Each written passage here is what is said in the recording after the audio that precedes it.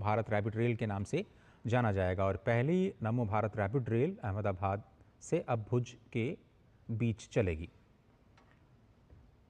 और हफ्ते में 6 दिन इसका संचालन किया जाएगा। रविवार को भुज से इसकी सेवाएं नहीं मिलेगी। अहमदाबाद से शनिवार को ये ट्रेन नहीं चलेगी। नमो भारत रैपिड रेल का जो शेड्यूल है उसको भी जारी कर दिया गया है। ये अहमदाबाद और भुज के बीच में गांधीधाम, अंजार, बचाऊ, हलवद, धांगला, चालगोडिया, विरमगाम और साबरमती स्टेशन में इसका स्टॉपेज दिया गया है। विशाल हमारे साथ जुड़ रहे हैं। विशाल बैरिस्टर, बहुत धन्यवाद। विशाल, आज बहुत ही बड़ा दिन गुजरात के लिए और वहाँ के इंफ्रास्ट्रक्चर के लिए, वहाँ के स्थानीय नागरिकों के लिए ख़ास तौर पर ये जो पहली नमो भारत रैपिड रेल की शुरुआत की गई है। हाँ बिल्कुल, बहुत बड़ा दिन अजय, और खास तौर से प्रधानमंत्री का कल जन्मदिन है, तो एक बड़ा रिटर्न गिफ्ट मैं कहूंगा आज उन्होंने गुजरात को दिया है। और सबसे पहले आप बात कर लेते हैं भुज और अहमदाबाद की जो ट्रेन है, ये करीब 370 किलोमीटर का जो सफर है वो 6 घंटे से भी कम की दूरी में तय करेंगे। और इस पूरा जो ये प्रोजेक्ट है, इसका आइडिया ये है कि मेट्रो तो आपको शहर के अंदर कनेक्टिविटी देती है, लेकिन जो रेल है ये जिसको नमो भारत एक्सप्रेस का नाम दिया गया है, ये जो ट्रेन है ये शहर से इंटरसिटी कनेक्ट करेगी और भुज और अहमदाबाद की दूरी को बहुत कम कर देगी। तो आज एक बहुत बड़ा दिन, प्रधानमंत्री ने कुछ देर पहले हरी झंडी दिखाकर फेज 2 का भी इनॉग्रेशन कर दिया है, जो गांधीनगर के सेक्टर 1 को मोटेरा और गिफ्ट सिटी से जोड़ेगा। गांधीनगर राजधानी है गुजरात की और हम सब जानते हैं कि यहाँ पर सारे ऑफिसेज हैं, एजुकेशनल इंस्टीट्यूशंस हैं।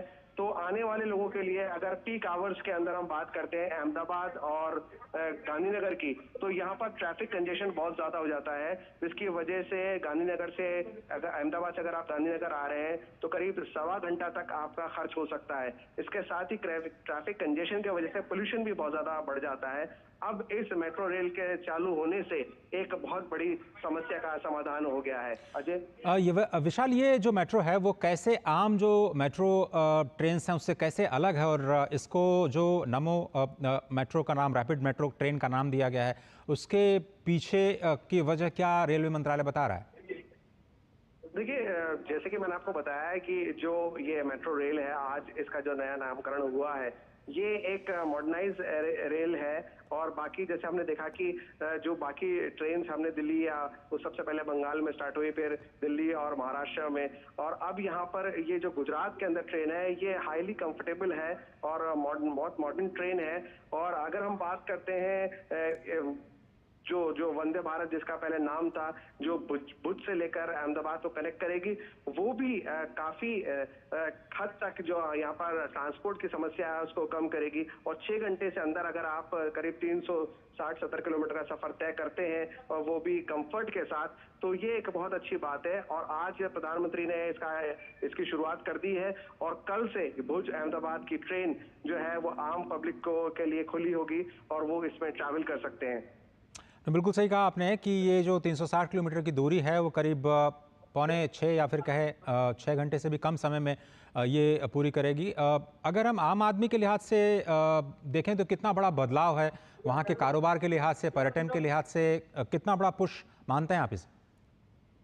देखिए अजय, अगर हम बदलाव की बात करते हैं तो गुजरात हमेशा से एक गेम चेंजर रहा है और गुजरात मॉडल ऑफ डेवलपमेंट अब न सिर्फ देश में बल्कि पूरी दुनिया में ये इसका लोहा माना जाने लगा है। और अगर हम बात करें आज पूरे दिन की, चाहे वो रेल हो, चाहे वो एनर्जी सेक्टर हो, तो ये तमाम चीजें जो है वो इसी बात को इंडिकेट करती हैं कि जो ईज ऑफ लिविंग की प्रधानमंत्री का जो विजन है, ना सिर्फ अर्बन एरियाज में बल्कि ग्रामीण इलाकों में भी, उसको किस तरह से बढ़ावा दिया जाए। और ईज ऑफ लिविंग के लिए सबसे जरूरी है हाउसिंग, जिस पर ध्यान दिया गया। आज हमने देखा किस तरह से प्रधानमंत्री आवास योजना ग्रामीण को गरीबों को समर्पित किया गया।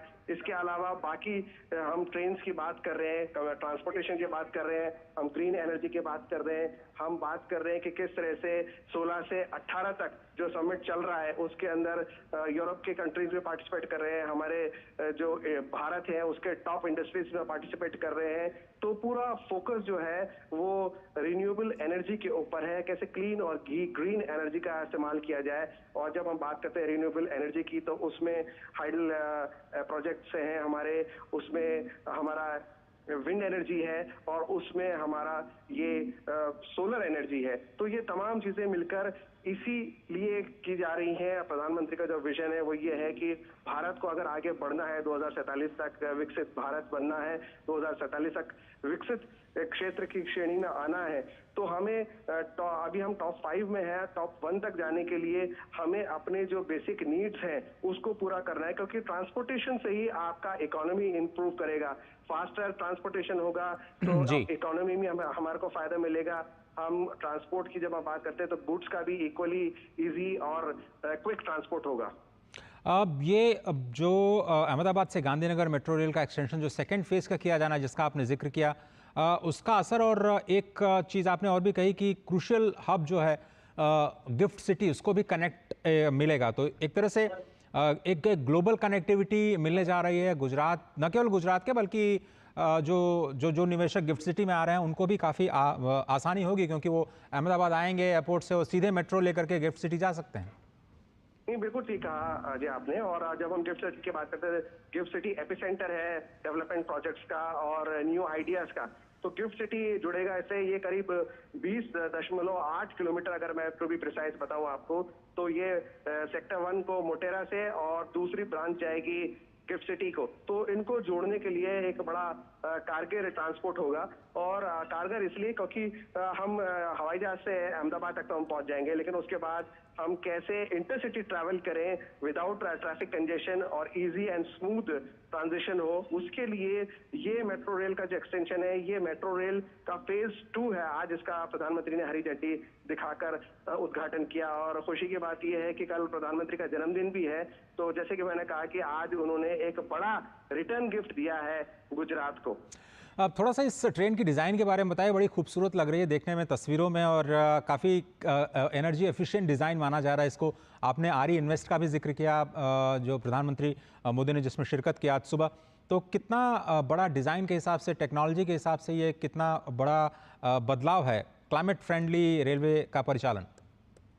देखिए, जब हम एरोडायनामिक इसका डिजाइन है और ये मेक इन इंडिया का नायाब नमूना है, और ये जो है वो आत्मनिर्भर भारत की परछाई है, आत्मनिर्भर भारत की झलक है, बदलते भारत की झलक है।